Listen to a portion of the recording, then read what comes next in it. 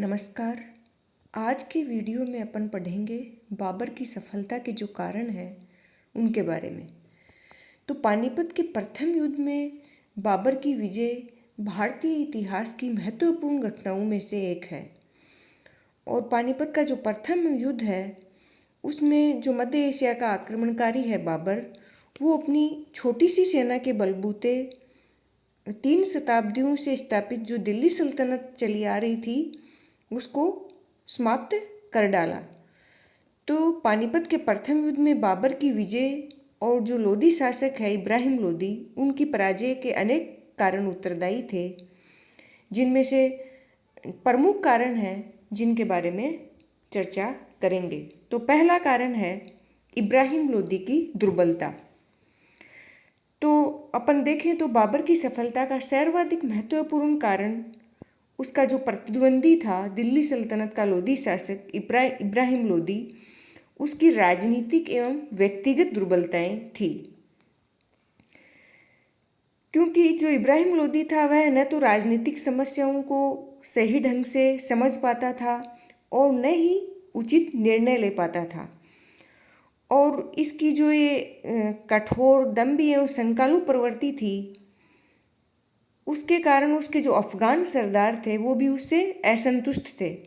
तो उस समय के जो महत्वपूर्ण एवं जो प्रभावशाली अफगान सरदार थे, जैसे दौलत खां लोदी, दरिया खां, आलम खां, तो ये इब्राहिम लोदी के प्रबल शत्रु बन चुके थे। तो इसका क्या परिणाम हुआ कि जब बाबर ने इब्राहिम लोदी पर आक्रमण किया, तब उसे जो अपने अफगान सरदार थे दौलत खां लोदी और आलम खां लोदी, इनका समर्थन एवं सहयोग नहीं मिल सका और उसे अकेले ही बाबर का सामना करना पड़ा। और इतना ही नहीं, जो ये अफगान सरदार हैं दौलत खां लोदी और आलम खां लोदी, इन्होंने तो बाबर की सहायता की थी, यानी इब्राहिम लोदी के विरुद्ध जो आक्रमणकारी था बाबर, उसकी सहायता की थी। और युद्ध क्षेत्र में भी इब्राहिम लोदी की सैनिक दुर्बलताएं थी, क्योंकि उन्होंने एक अयोग्य सेनापति के अनुकूल कार्य किया। तो जिस समय पानीपत के मैदान में दोनों पक्षों की सेनाएं डटी हुई थी आमने सामने, तब बाबर तो अपनी जो युद्ध पद्धति थी या अपनी जो व्यूह संरचना है उसमें व्यस्त था, और इब्राहिम लोदी ये इंतजार कर रहा था कि बाबर कब आक्रमण करे। तो अपन ये देखें कि यदि इब्राहिम लोदी ने प्रारंभ में ही बाबर पर आक्रमण कर दिया होता, यानी उसे अपनी जो सुरक्षा व्यवस्था है उसको सुदृढ़ करने का मौका नहीं दिया होता, तो जो ये पानीपत का प्रथम युद्ध है इसका परिणाम अपोजिट रहता, यानी इब्राहिम लोदी विजयी हो सकता था। परंतु जो अपनी अदूरदर्शिता है इसके कारण लोदी शासक इब्राहिम ऐसा कुछ नहीं कर सका, और उसकी यह भूल ही उसके लिए जानलेवा सिद्ध हुई। दूसरा बाबर की सफलता का कारण है बाबर की चारित्रिक विशेषताएं एवं सैन्य कुशलता। तो अपन देखें तो इब्राहिम लोदी की तुलना में बाबर एक योग्य, अनुभवी राजनीतिज्ञ तथा कुशल सेनापति था, और उसने अपनी कूटनीतिज्ञता का परिचय देते हुए जो अनेक अफगान सरदार थे उनको भी अपने पक्ष में कर इब्राहिम लोदी की शक्ति को कमजोर कर दिया था। तो जो अफगान सरदार थे दौलत खां लोदी, आलम खां लोदी और जो मेवाड़ का महाराणा सांगा था, उन्होंने भी बाबर को सहायता का वचन दिया था। तो इससे क्या हुआ कि बाबर की स्थिति इब्राहिम लोदी की अपेक्षा सुदृढ़ हो चुकी थी।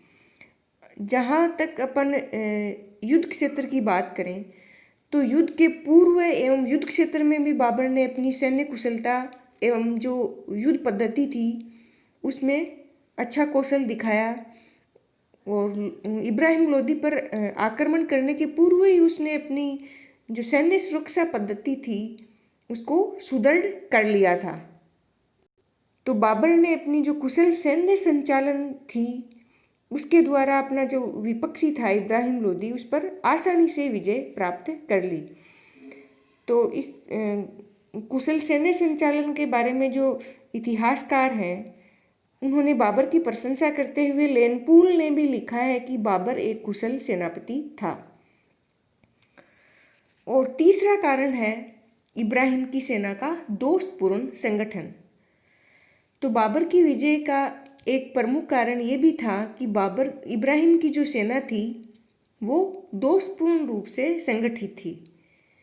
यानी वो पहली बात तो सुसंगठित नहीं थी, फिर उसमें जो सैनिक थे वो कुशल एवं प्रशिक्षित सैनिक नहीं थे, क्योंकि इब्राहिम लोदी ने बाबर का सामना करने के लिए जल्दबाजी में उस सेना को तैयार किया था, तो उसमें बड़ी संख्या में अप्रशिक्षित सैनिक थे।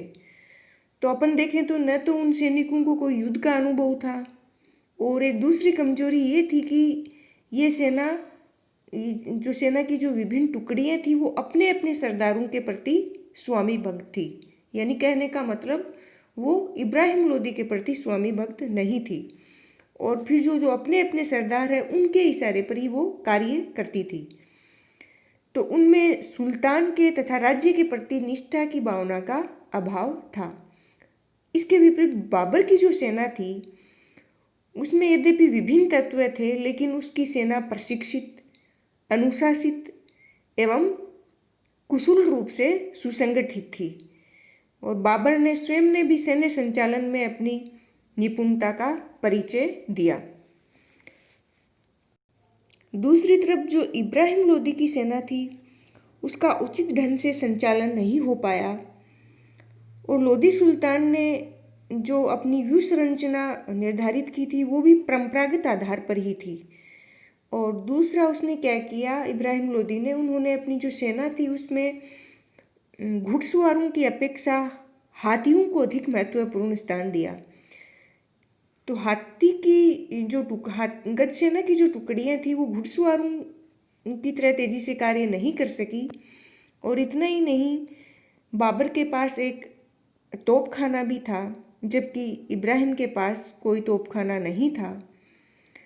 और इसके विपरीत बाबर ने अपनी व्यूह रचना में मध्य एशिया में प्रचलित तुलुगमा एवं रूमी पद्धति को महत्वपूर्ण स्थान दिया। और इसके साथ ही बाबर की सेना में घुड़सवारों एवं तीरंदाजों की प्रधानता भी थी।